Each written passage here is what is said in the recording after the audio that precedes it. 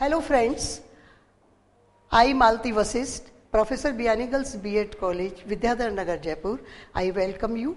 Today I am giving to deliver a lecture on Sardar Vallabhbhai Patel and integration of Rajasthan.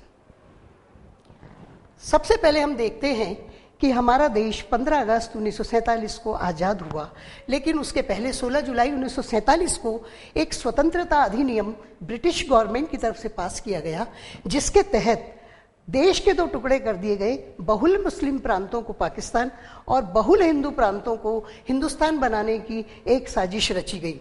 उसके बाद हमारे यहाँ जितने भी देशी राज्य थे और जिनके साथ अंग्रेजों ने वेलेजली की सहायक संधि की थी और वो एक एक रेजिडेंट इन रजवाड़ों में रहा करता था, उतने ही रजवाड़ों को उन्होंने स्वतंत्र कर दिया और इस तरह उन्होंने कुल रियासतों में 562 भारतीय रियासतों में और राजस्थान को 22 रियासतों में बांट दिया। हमारे लिए एक चुनौतीपूर्ण कार्य था कि हम इतने सारे देश के छोटे छोटे टुकड़ों को एक करके पूरे भारत का निर्माण कैसे करें। हमारे सामने बहुत सारी परेशानी थी। हमारे सामने जो परेशानी थी उसका सबसे ज़्यादा सही निदान हमारे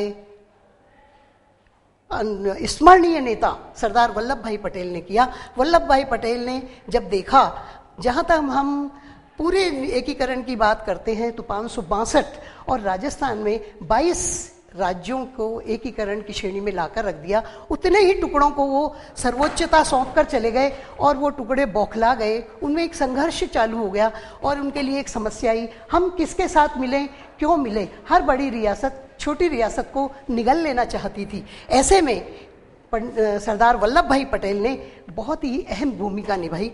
देखा ये गया कि उदयपुर के भूपाल सिंह, उन्होंने आसपास के छोटे प्रतापगढ़, डूंगरपुर, बांसवाड़ा, यहाँ के लोगों को इकट्ठा कर लिया और कहा हम सबको एक हो जाना चाहिए वरना बड़ी रियासतें हमें निगल जाएंगी। जोधपुर के नरेश हनुवंत सिंह की बात ही छोड़िए, उन्होंने जिन्ना के कहने पर जोधपुर को पाकिस्तान में मिलाने की स्वीकृति दे दी और जैसलमेर, बीकानेर जैसे जो दूसरे राज्यों से जुड़े हुए, जिनकी सीमा दूसरे राज्यों से जुड़ी थी, जहाँ पर पूरे साधन नहीं थे, वहाँ पर दूसरा राज्य हमारा पाकिस्तान कभी भी अटैक कर सकता था, कभी भी उस क्षेत्र को अपने अधीन कर सकता था।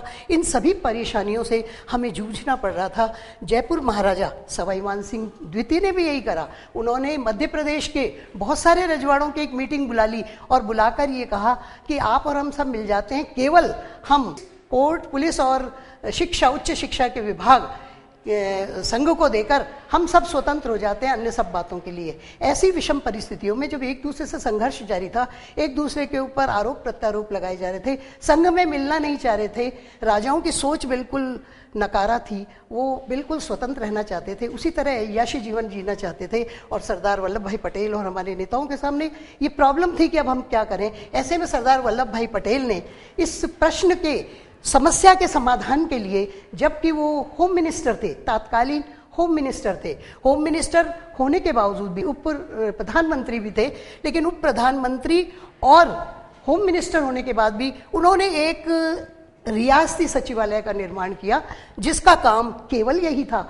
कि जो छोटी छोटी रियासतों में बांट गए हमें अंग्रेज, उन सबको मिलाकर एक करना है। उसके लिए उन्होंने एक सचिव भी नियुक्त किया।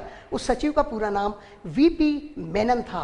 अब हम आगे देखेंगे कि हम वीपी सचिव और सरदार वल्लभ भाई पटेल ने इन छोटे छोटे देशी रियासतों को किस तरह एक किया।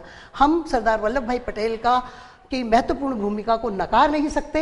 शायद दुनिया में कोई भी ऐसा इतना बड़ा लीडर नहीं हुआ जितने इतने राज्यों को एक कर लिया है। रूस में लेनिन ने भी एक बार ये किया था और सोवियत संघ के टुकड़ों को जोड़ा था, लेकिन वो सत्ता के बल पर, वो पावर के बल पर, उन्होंने शक्ति के बल पर उनको जोड़ा और वो रजवाड़े इतने ज़्यादा नहीं थे और बाद में गोर्बेचोव के टाइम में रूस टूट गया। लेकिन आज जो कुछ सरदार वल्लभ भाई पटेल करके गए हैं वो हमें आज भी उनकी स्मरण दिलाता है। ये हमारा दुर्भाग्य है। उनके मरने के बहुत समय बाद 1991 में उनको भारत रत्न दिया गया, जबकि वास्तव में जो बात वो छोड़ गए हैं देश में भी अधूरी, जैसे जम्मू कश्मीर का प्रश्न, हैदराबाद का प्रश्न, जूनागढ़ का प्रश्न, तो जूनागढ़ और हैदराबाद का प्रश्न तो वो अपने सामने ही हल कर गए, लेकिन अभी तक भी एक समस्या बनी हुई है उनके जाने के बाद। उनका निधन बहुत जल्दी हो गया 1950 में और जम्मू कश्मीर की समस्या आज भी जस की तस बनी हुई है।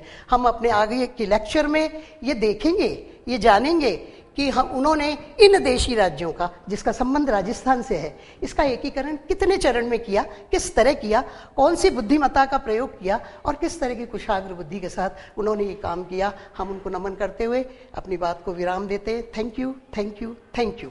और आगे की जानकारी के लिए हम आगे इसी पाठ को जारी रखेंगे। एकीकरण का प्रथम चरण किस तरह पूरा किया गया, जिसमें अलवर, भरतपुर, धौलपुर, करौली को मिलाया जाएगा। आप अधिक जानकारी के लिए www.gurukpu.com पर संपर्क कर सकते हैं।